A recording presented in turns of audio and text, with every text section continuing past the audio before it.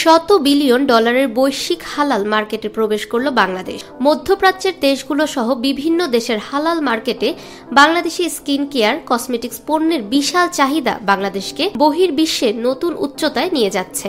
বেশ কিছু দেশে রপ্তানি আদেশ পাওয়ার পর এখন মধ্যপ্রাচ্যের দেশগুলো সহ আজারবাইজানে চলছে হালাল পণ্যের রপ্তানির কাজ। আগামী এপ্রিলে দুবাইয়ে অনুষ্ঠেয় দুবাই ডার্মায় বাংলাদেশি হালাল কসমেটিক্স পণ্যের প্রদর্শন করা হবে।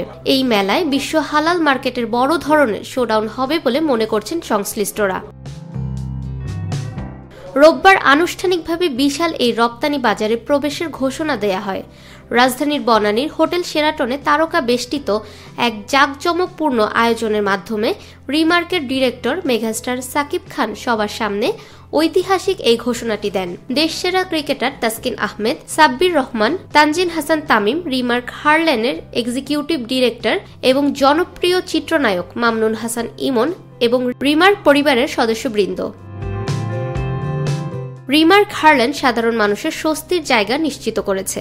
রিমার্কের হাত ধরে বৈশ্বিক হালাল কসমেটিক্স, স্কিন কেয়ার ও পার্সোনাল কেয়ার পণ্যের শত বিলিয়ন ডলারের বাজারে প্রবেশ করল বাংলাদেশ।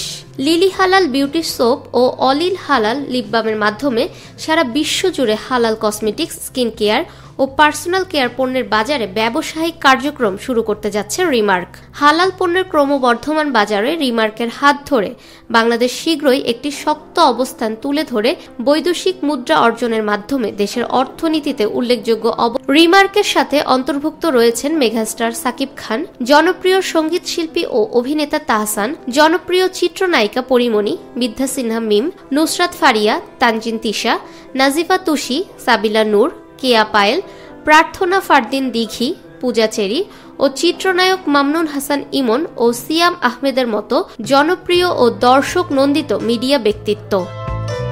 ফাহমিদা বিনতে আনোয়ার, নিরপেক্ষ নিউজ ডেস্ক, ঢাকা।